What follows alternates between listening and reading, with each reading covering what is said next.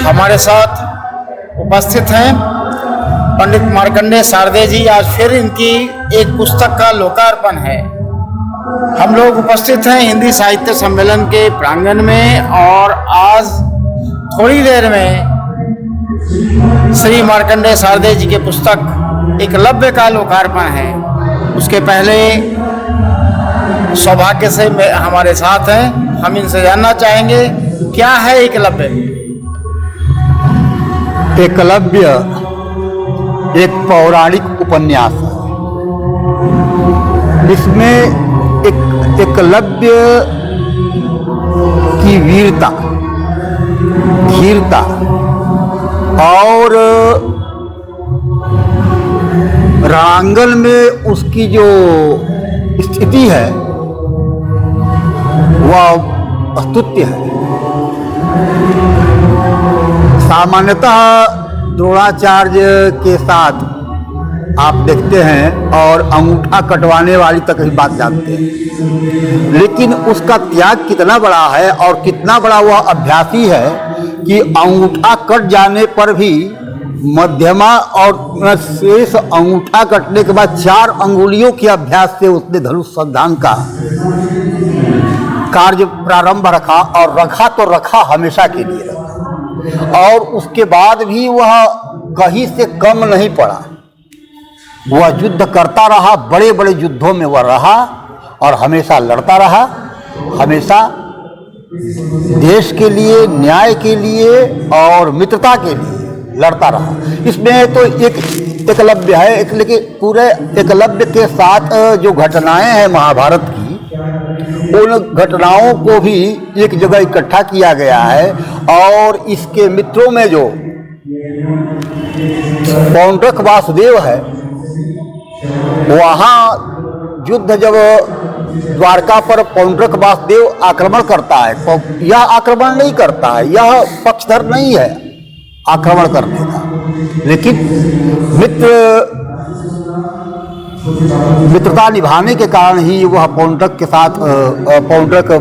साथ द्वारका पर आक्रमण करता है और जाता है, युद्ध करता है। बलराम के साथ उसका युद्ध होता है, खूब अच्छा युद्ध होता है। और यही नहीं, वह महाभारत में भी जब राजसूय यज्ञ हो रहा है उस समय भी यह उपस्थित है, युधिष्ठिर जी के यज्ञ में, और उस समय भी यह अपना काम दिखाता है। और यही नहीं, जब मथुरा पर जरासंध ने आक्रमण किया था उस समय भी जरासंध की ओर से यह लड़ा है, युद्ध हुआ है बढ़िया। यह कोई बाहरी आदमी नहीं है, यह हिरण्यधनु का पुत्र, पालित पुत्र है। वास्तव में यह कृष्ण का चचेरा भाई है, देवश्रवा का पुत्र है। वसुदेव के दूसरे भाई का नाम था देवश्रवा और उसका पुत्र है, और उसको पाला था हिरण्यधनु ने, इसलिए हिरण्यधनु का पुत्र बना और हिरण्यधनु के अनुसार ही चला और वहाँ का श्रृंगवेरपुर का राजा बना। राजा था, अच्छा राजा था, शासन सुशासन में भी कहीं से कमी नहीं थी इसकी। और यही कहानी जो है लेकर के, पूरी घटनाओं को लेकर के, अंत में जब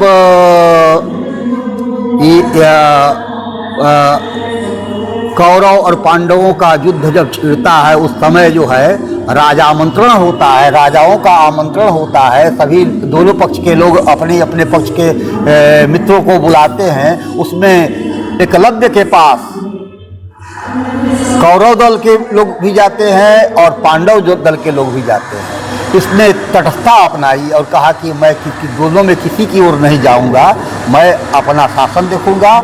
और मैं जानता हूं, मैं मानता हूं कि यह युद्ध 2 भाइयों के बीच में है, एक परिवार के बीच में है, उसमें मेरा पढ़ना अच्छा नहीं लगता है। और दोनों समर्थ हैं, दोनों सक्षम हैं। जिसकी क्योंकि सत्य की जीत होती है तो सत्य की ही जीत होगी, इसी भावना के साथ, राष्ट्रीय भावना के साथ यह जो है उपन्यास प्राप्त हुआ है। इसमें कई लोगों ने, अभी खासकर जितने वामपंथी हैं, वो एकलव्य को दलित दिखाने का जो प्रयास करते हैं।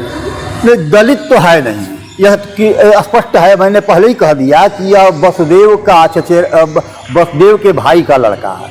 हाँ, एक बात जरूर कहिएगा, आज के संदर्भ में जैसे कि आपका बच्चा उद्दंड है, तभी आप मोह के कारण उसको अपनाए रखते हैं, लेकिन उस समय के लोग ऐसा नहीं करते थे, उसको घर से निकाल दिया करते थे। वो भी निकाला नहीं देवश्रवा ने, वो देवश्रवा से जब हिरण्यधनु ने कहा कि तो ठीक है, ये अगर आप तंग आ गए हैं तो मुझे दे दीजिए अब इस बच्चे को, उसी बच्चे को उसने पाला और वह सुयोग्य बना दिया। तो ठीक है कि वह यादवों के साथ नहीं रहा, लेकिन जहाँ भी रहा, जैसे भी रहा, गुरु भक्त था। द्रोणाचार्य को भी बदनाम किया गया। द्रोणाचार्य ने भी, देखिए, राजाश्रयी थे, द्रोणाचार्य जो थे राजाश्रयी थे, उनको केवल राजा ने, कुरुराज ने केवल अपने परिवार के लोगों को पढ़ाने के लिए, शिक्षा देने के लिए, धनुर्विद्या का ज्ञान देने के लिए रखा था। तो वह बाहरी लोगों को कैसे पढ़ा सकते थे? इसलिए उन्होंने न तो कर्ण को पढ़ाया सिखाया और न इसको भी सिखाया। दो पात्र जो आते हैं महाभारत में भी, कर्ण भी जाता है द्रोणाचार्य सीखने के लिए और उसको भी नहीं सिखाते हैं, इसको भी नहीं सिखाते हैं, यही अंतर है।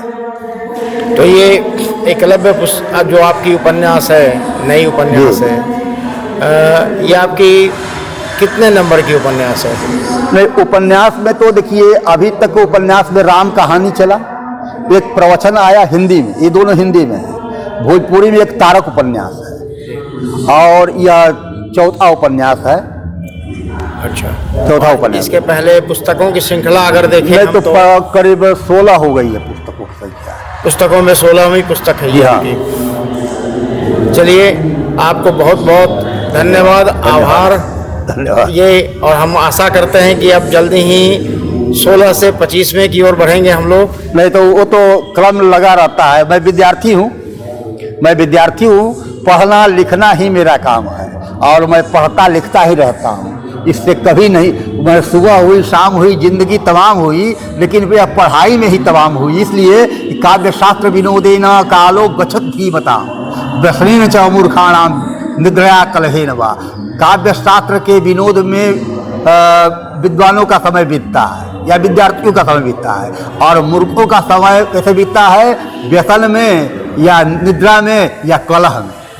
हाँ, तो न निद्रा से मतलब है उतना और न कला से मतलब है। मैं एकमात्र मेरे मित्र हैं, वे हैं पुस्तकें, और मैं पुस्तकों से संगत रख करके अपना जीवन व्यतीत करता हूँ। जो समय होता है वही उन्हीं को देता हूँ। मैं कहीं गप शप में अधिक विश्वास नहीं करता हूँ। हाँ। राम कहानी के बाद 4 सालों में 4 पुस्तकें आ गई, तो हम आशा करते हैं कि जल्दी ही ये 16 से 25 की ओर भी बढ़ेगा। 2020 से 2025 तक में ये इतनी आ गई है। जी। तो 4 सालों में 4 पुस्तक, और उम्मीद करते हैं कि अब आगे का 5 सालों में 20 पुस्तक तो आ ही जाएगी। अगर रहा तो सब कुछ संभव है। रहा तो बिल्कुल रहेंगे। और हमारे मैं तो देखिए, कहा गया है कि विद्या और अर्थ की चिंता अपने को अजर अमर मानकर करना चाहिए। माने अजरा अमरवत प्राज्ञ विद्या अमरतंत चिंतये गृहीत एव केशेषु मृत्युना भयमाचरेत।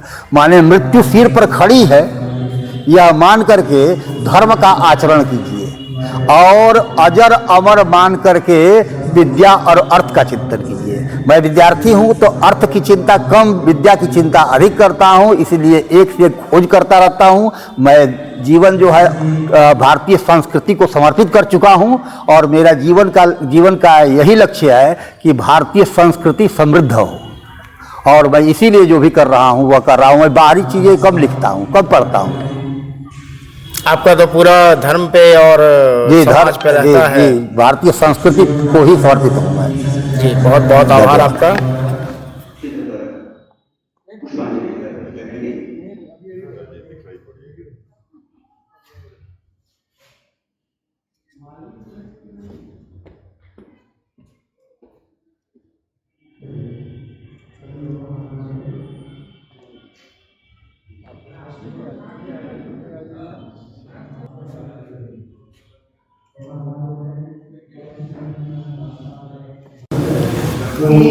सरस्वती हे शारदा हे साधिनी तुमरे हे सरस्वती हे शारदा हे साधिनी तुमरे सुमिरन करूं करुणामयी ममतामयी तुमरे दे सुमिरन करूं करुणामयी ममतामयी तुमरे दे तंत्र मंत्र का मान तुमसे विद्या बुद्धि का ज्ञान तुमसे मद मोह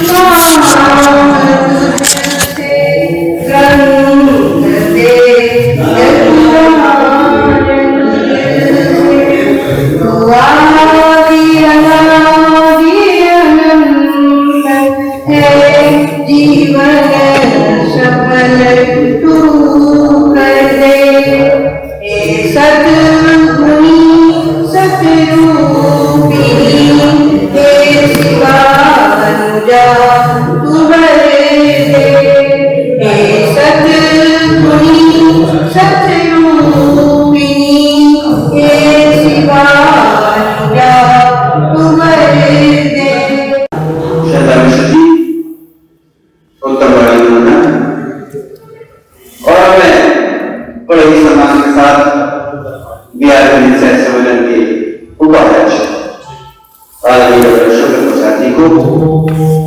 इस महत्वपूर्ण शाश्वत अनुष्ठान में स्वागत संबोधन के लिए सादर आमंत्रित करता हूँ।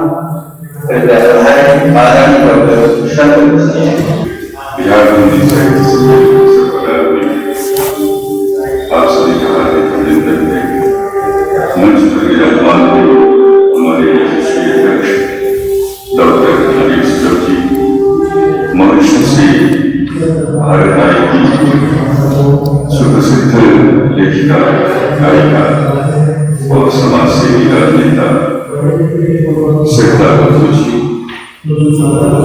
नटेश्वर जी, गुलामानंद जी, मार्कंडेय शास्त्री जी, पुष्पा कुमार और हनुमान पांडे आज 3 महापुरुषों की जयंती है। वाल्मीकि जी, अटल जी और शरण जी।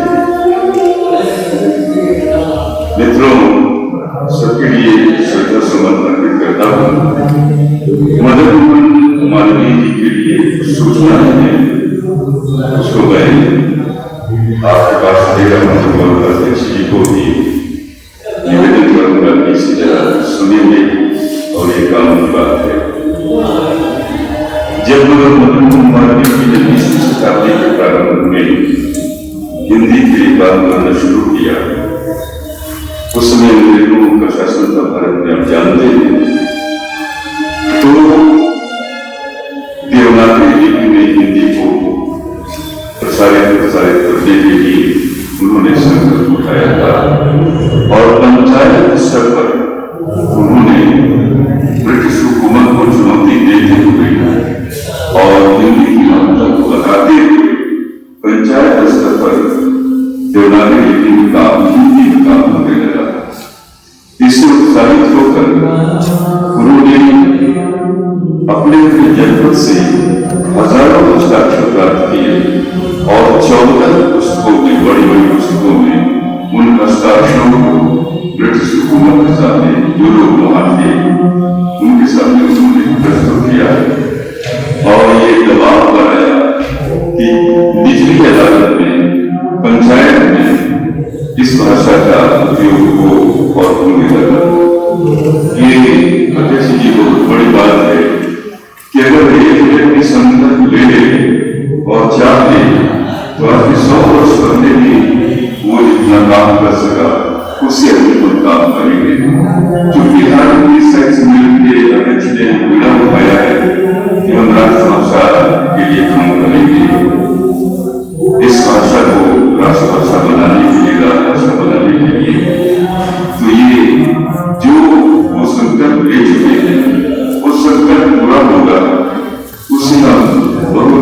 के साथ आगे बढ़ रहे हैं।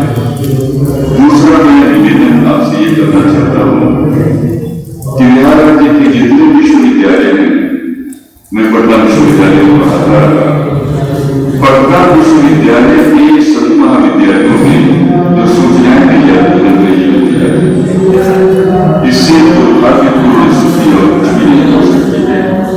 अगर आप संकल्प ले और अपने जो बैग है उस पर कुलपतियों को, महाविद्यालय के प्राचार्यों को, समूचे राज्य के प्राचार्य और कुलपतियों को अगर आप व्यक्तिगत रूप से पत्र लिखें और मदन कुमार जी की संकल्प की आप चर्चा करें और ये निवेदन करें कि कम से कम हिंदी भाषी क्षेत्र में हम सभी हिंदी जानते हैं और सरकार का भी संकल्प है कि जहां तक हो सके हिंदी में लागू, तो आपकी क्या समस्या है?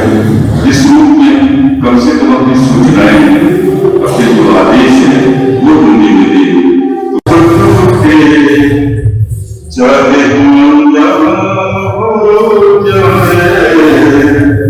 ये सन्नाटा तो टूटे जाए जो अंजाम हो जाए, कोई ना लगाओ शहर में कोहराम हो जाए,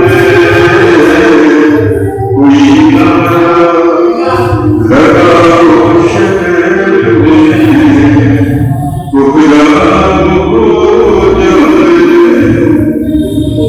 कहाँ कोई दुआ कुछ काम करती है, कहाँ कोई दुआ कुछ काम करती है।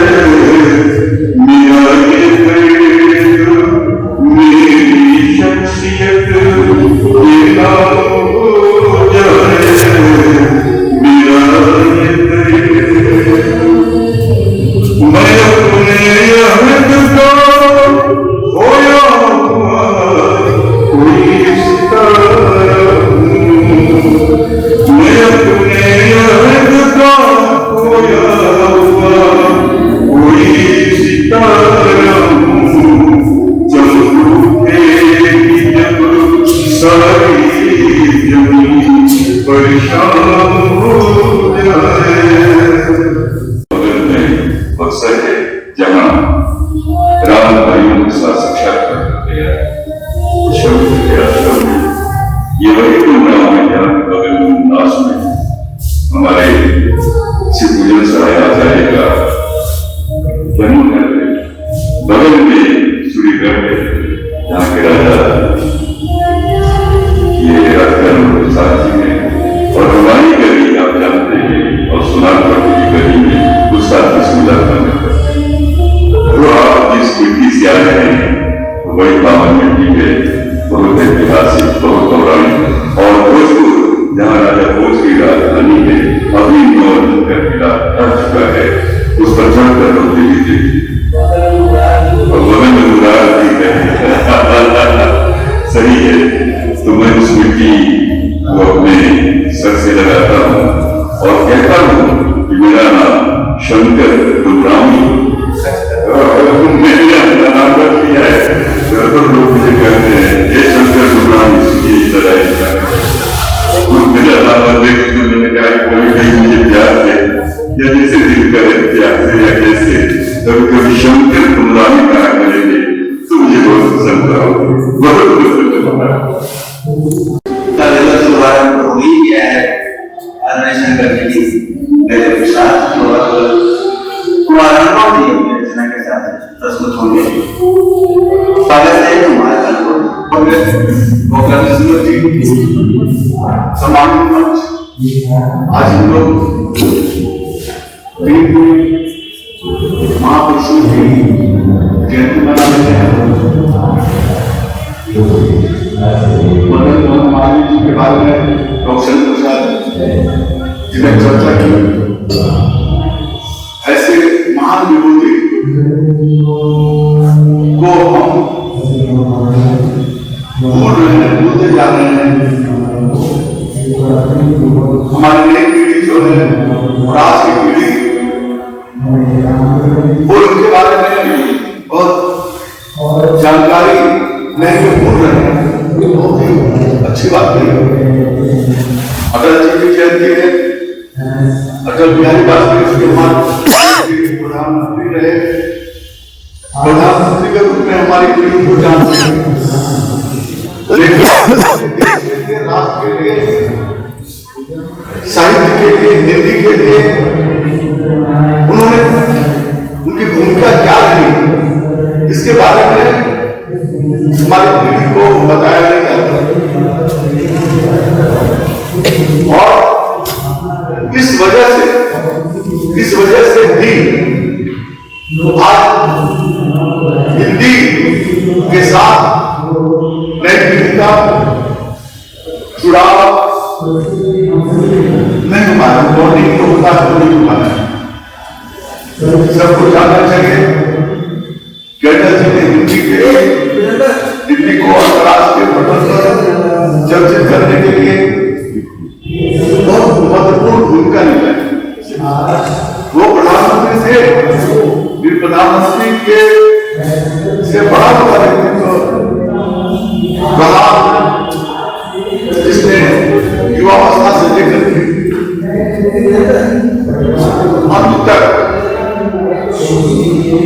देश के राष्ट्रीयता के लिए, देश के राष्ट्रीय मूल्यों के लिए, देश के राष्ट्रीय अस्मिता के लिए हमेशा संघर्ष किया।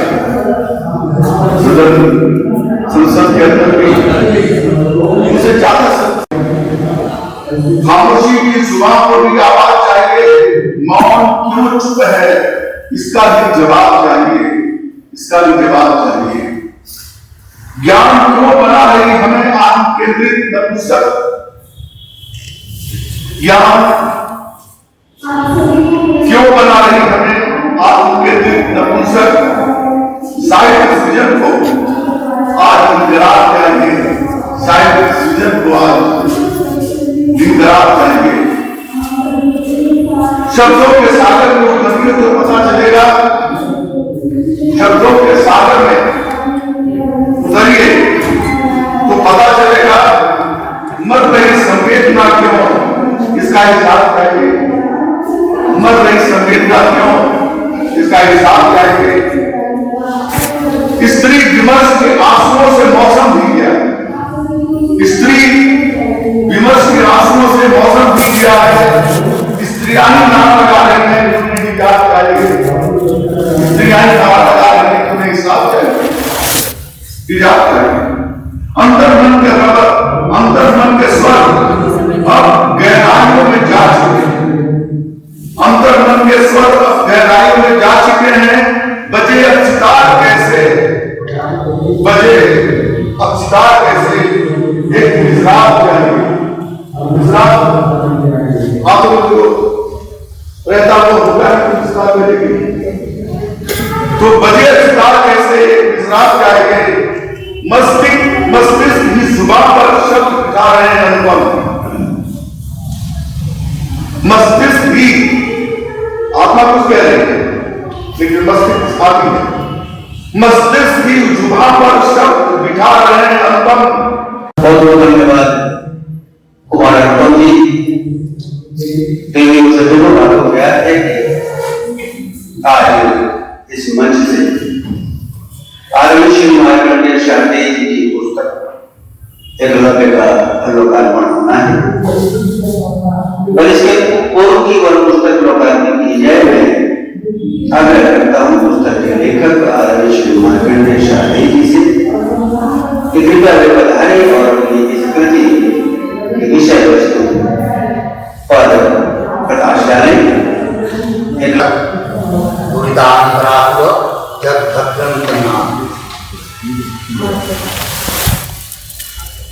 एकलव्य हिंदी का एक उपन्यास है। इसमें मेरी अपनी दृष्टि है और वह दृष्टि पुराण सम्मत, इसमें कहीं दुराग्रह साग्रह निराग्रह नहीं है। आज की परिस्थिति में जो एकलव्य पर धारणाएं पनप रही हैं, उनको मैंने न स्वीकार किया है और न अस्वीकार किया है। अपनी दृष्टि से, अपनी भावना से, जैसे मैंने एकलव्य को सोचा है, देखा है, समझा है और पढ़ा है, वही तो यह पौराणिक पात्र है। और पुराणों में खास करके इसको देखिएगा तो महाभारत में हरिवंश में इसकी विस्तृत चर्चा है। और यह पात्र केवल अंगुष्ठदान तक सीमित नहीं, और वहां पर भी द्रोणाचार्य को दोष देना उचित नहीं। द्रोणाचार्य एक राजकर्मी और राजवंशियों को राजपुत्रों को पढ़ाने तक ही उनकी सीमा थी। बाहरी व्यक्ति को पढ़ा नहीं सकते। इसलिए उन्होंने अगर ऐसा नहीं किया जो पढ़ाया नहीं, इसलिए उनका भी दोष देखना अधिक उचित नहीं। उचित है यही पर कि अंगुष्ठदान नहीं होता है। लेकिन आगे चलकर एकलव्य जो है वह, जैसा कि आज कहा जा रहा है, एकलव्य वास्तव में श्री कृष्ण का चचेरा भाई है। एकलव्य देवश्रवा का पुत्र है और वह देवश्रवा जो है वसुदेव का महिला भाई है। वसुदेव 8 भाई थे, उनमें से एक। उसके बाद से जो है उसी में एक और कथा आती है। एकलव्य का परम मित्र है वह पौंड्रक वासुदेव। यह पौंड्रक वासुदेव जो है वह पुंड्रक है और कृष्ण का सौतेला भाई है। वह पूर्णिया का राजा है और उसको हम लोग अभी तक कथावाचक जो उसको कहते आ रहे हैं मंछक वासुदेव। वो छक नहीं, उसने एक ही काम किया है, चाहे गलत कहिए चाहे सही कहिए। कृष्ण के पास चक्र था, दर्शन चक्र था, उसी चक्र के बल पर कृष्ण जो है उस समय के नामी जो है उसके बदले में उसने भी चक्र बनवाया था, उसने भी संत बनवाया और उसने भी रखा था। और मतलब ये क्या है कि द्वारका पर आक्रमण भी किया था, वहीं पर मारा भी गया था। वह कथा पूरी कथा है। और महाभारत की जितनी कथाएं हैं, राजपूरी यज्ञ में भी गया है, यहाँ तक कि महाभारत युद्ध में भी उसको निमंत्रण मिला। लेकिन वह महाभारत युद्ध में मैंने एक उसने कहीं पर कहा गया कि कृष्ण ने इसको मारा, लेकिन कृष्ण ने कब मारा, कहाँ मारा, इसकी घटना कहीं भी चर्चित नहीं है। इसलिए मैंने जो मारने की कथा ही नहीं जोड़ी है। और मैंने राष्ट्रीय भावना से जब कृष्ण पक्ष ये कौरव पक्ष के लोग भी युद्ध में आमंत्रित करते हैं और पांडव पक्ष के लोग भी जब युद्ध में आमंत्रित करते हैं, दोनों जो है राजपूत उसके यहाँ जाते हैं, दोनों को नकार करके तटस्थ हो जाता है। कहता है कि ये छोटा सा राज्य है, मैं यही चीज देश की रक्षा करूंगा, इसी जनता का भाव करूंगा, मुझे राज्य विस्तार की आवश्यकता नहीं है, लेकिन मुझ पर कोई आक्रमण नहीं कर सकता है, मैं अपनी राज्य रक्षा पूर्णता करूंगा। और इसी भावना के साथ राष्ट्रीय भावना का उपयोग करना इस चरण समाप्ति हो जाता है, किसी होता है। और मेरी यही भावना है, इसको मैंने मेहनत की है, बहुत काफी खोज की है। यहाँ तक एक संस्कृत के बड़े विद्वान अभी हैं उदयपुर में, डॉक्टर श्री कृष्ण जुगल, उनसे मैंने सहयोग लिया। उन्होंने आलेख भेजा मेरे पास, विवेक चौरसिया वहां पर ये दैनिक भास्कर के उपसंपादक रहे हैं। उन्होंने बहुत आलेख लिखा था। उस 4 पेज के आलेख को मैंने पढ़ा, उसके बाद से मुझे और कथा मिली और नाम आदि मिला। यह हिरण्यकश्यप ने इसको पाला, इसलिए लोग इसको ढील मानते हैं, निकाल मानते हैं लोग, लेकिन वास्तव में यह कृष्ण का मेरा भाई है। और आज तक क्या होता है, हमारा बच्चा अगर उद्दंड हो जाता है तो हम उसको कभी मोह के कारण को छोड़ते नहीं। लेकिन प्राचीन काल के लोग क्या करते हैं, त्याग दिया। वही जो है देवसभा ने हिरण्यधनु को दे दिया। हिरण्यधनु निषाद राजा का राजा था और वही पाला था, इसलिए वह हिल कहिए, निषाद कहिए, मल्लाह कहिए, जो भी कहिए, वह घोषित होने के बाद हो गया था। लेकिन वह था वास्तव में यादव कुल का ही था, यादव ही था और यादव ही था कौरव वासुदेव भी। इन्हीं कथाओं को अनेक महाभारत की कथाओं को जोड़ते हुए महाभारत तो इसमें जो है उपन्यासिक तत्व जो है प्राचीन काल के देशों का नाम वर्तमान नाम क्या है वही मैंने लिखा है, बताया है वर्तमान की। और इस तरह से यह अमूल्य है। आप देखें, पढ़े, समझें और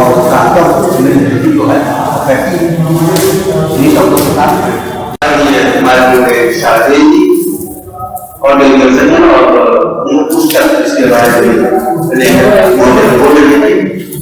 उसका जो है में आ रहा है।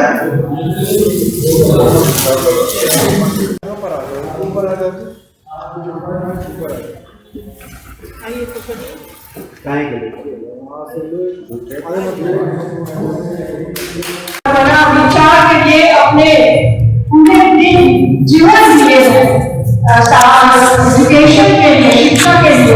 हम चाहे श्री मालवीय जैसों के जीवन को ले, कितने उन्होंने अपने जीवन बलिदान किया अंग्रेजों से लड़ करके कि हमारे एक पार्लियामेंट में बैठे हुए भी थे, लेकिन उन्होंने जन जीवन में अपने आंखों में अपने आप को कैसे देखें, अपने गौर न करें और उन्होंने सबसे बड़ा नाम जो हम मानते हैं कि बनारस हिंदू यूनिवर्सिटी जिससे मैं भी जुड़ी हुई हूँ, उसको उन्होंने पूरा श्रम करके इतने शानदार यूनिवर्सिटी बनाए कि आज वो विश्व में बहुत ही प्रसिद्ध